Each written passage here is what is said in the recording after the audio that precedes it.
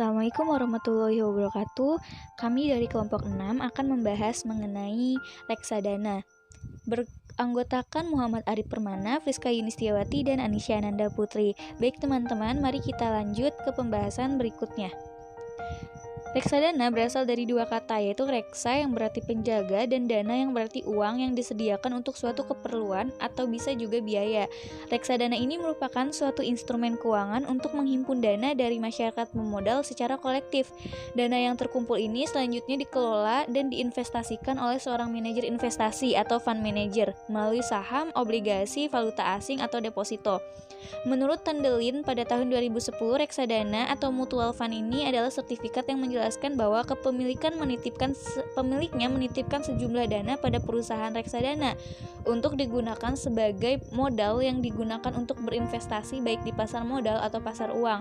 Semua dana yang dihimpun akan dikelola oleh manajer investasi dengan membentuk portfolio. Ada unsur-unsur reksadana, ya. Pertama, investor orang yang menanamkan uangnya dalam usaha dengan tujuan mendapatkan keuntungan.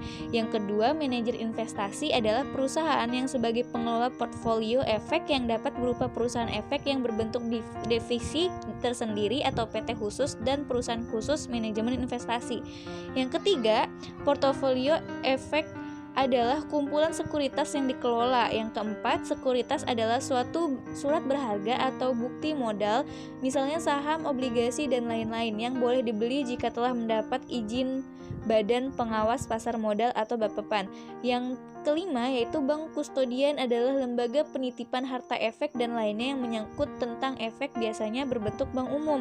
Jadi di sini unsur-unsur reksadana itu investor, manajemen investasi, portfolio efek, sekuritas, dan bank kustodian. Selanjutnya akan dilanjutkan oleh teman saya. Oke, baik. Selanjutnya mengenai karakteristik. Menurut Manurung, terdapat karakteristik reksadana.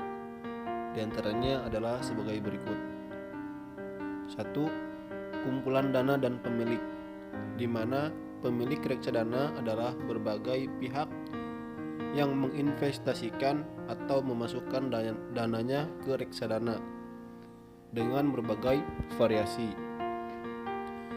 Yang kedua, diinvestasikan kepada efek yang dikenal dengan instrumen investasi. Yang ketiga, reksadana tersebut dikelola oleh manajer investasi. Yang keempat, reksadana merupakan instrumen investasi jangka menengah dan panjang. Yang kelima, reksadana merupakan produk investasi yang beresiko. Selanjutnya mengenai manfaat dan risiko reksadana. Manfaat reksadana diantaranya 1. Jumlah dana tidak terlalu besar. Jadi dengan uang 100.000 kita sudah bisa memulai investasi di reksadana. Yang kedua, akses untuk beragam investasi. Jadi di reksadana ini banyak ya, mau investasi di mana, bisa di saham, bisa di obligasi, dan sebagainya. Yang ketiga, diferensifikasi investasi. Yang keempat, kemudahan investasi. Jadi kita hanya tinggal menyetor uang yang akan kita investasikan. Nah, yang kelima, dikelola oleh manajemen profesional. Yang keenam, transparansi informasi.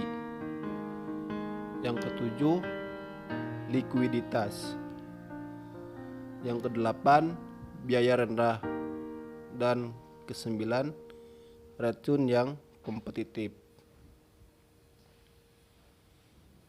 Nah, adapun risiko yang dihadapi ketika kita investasi reksadana adalah 1. Risiko berkurangnya nilai unit penyertaan, di mana risiko ini dipengaruhi oleh turunnya harga dari efek yang menjadi bagian portofolio reksadana yang mengakibatkan menurunnya nilai unit penyertaan. Dan yang kedua, risiko likuiditas. Risiko ini menyangkut kesulitan yang dihadapi oleh manajer investasi jika sebagian besar pemegang unit melakukan penjualan kembali atas unit yang dipegangnya. Dan yang ketiga yaitu risiko wan prestasi,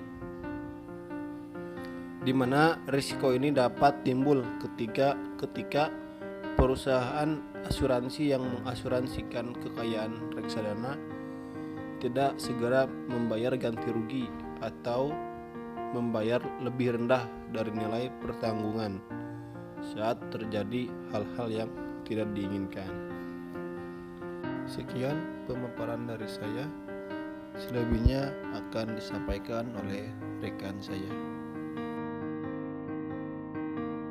Selanjutnya, mekanisme reksadana syariah. Di sini mekanisme reksadana syariah dibagi menjadi dua. Yang pertama, antara pemodal dengan manajer investasi dilakukan dengan sistem wakalah, dan yang kedua, antara manajer investasi dan pengguna investasi dilakukan dengan sistem mudharabah. Di mana karakteristik sistem wakalah yang pertama ada akad antara pemodal dengan manajer investasi dilakukan secara wakalah. Yang kedua, dengan akad wakalah, pemodal memberikan mandat kepada manajer investasi untuk melaksanakan investasi bagi kepentingan pemodal sesuai dengan ketentuan yang tercantum dalam prospektus. Yang ketiga, para pemodal secara kolektif mempunyai hak atas hasil investasi dalam reksadana syariah. Yang keempat, pemodal menanggung resiko yang berkaitan dalam reksadana syariah. Yang kelima, pemodal berhak untuk sewaktu-waktu menambah atau menarik kembali penyertaannya dalam reksadana syariah melalui manajer investasi. Yang keenam, pemodal berhak atas bagi hasil investasi sampai saat ditariknya kembali penyertaan tersebut. Yang ketujuh, pemodal yang telah memberikan dananya akan mendapatkan jaminan bahwa seluruh dananya akan disimpan, dijaga, dan diawasi oleh bank kustodian. Yang kedelapan, pemodal akan mendapatkan bukti kepemilikan yang berupa unit penyertaan reksadana syariah. Selanjutnya, karakteristik sistem mudharabah. Yang pertama, pembagian keuntungan antara pemodal atau sahib amal yang diwakili oleh manajer investasi dan pengguna investasi berdasarkan pada proporsi yang telah disepakati kedua belah pihak melalui manajer investasi sebagai wakil, dan tidak ada jaminan atas hasil investasi tertentu kepada pemodal. Yang kedua, pemodal hanya menanggung resiko sebesar dana yang telah diberikan. Yang ketiga, manajer investasi sebagai wakil tidak menanggung resiko kerugian atas investasi yang dilakukan sepanjang bukan karena kelalaiannya. Selanjutnya ada nilai aktiva bersih. Nilai aktiva bersih adalah jumlah aktiva setelah dikurangi kewajiban-kewajiban yang ada. NAB atau nilai aktiva reksadana merupakan faktor penentu dari harga reksadana selain dari jumlah unit penyertaannya. Nilai aktiva bersih atau NAB merupakan nilai yang dapat menggambarkan kekayaan bersih reksadana syariah masing-masing investor setiap harinya. Nilai aktiva bersih juga berjalan searah dengan perkembangan nilai efek yang masuk dalam kumpulan portofolio reksadana syariah. Meningkatnya nilai aktiva bersih dapat mengindikasikan naiknya nilai investasi pemegang saham atau unit penyertaan. Begitu pula sebaliknya, jika nilai aktiva bersih menurun, dapat diindikasikan bahwa nilai investasi pemegang unit penyertaan juga menurun.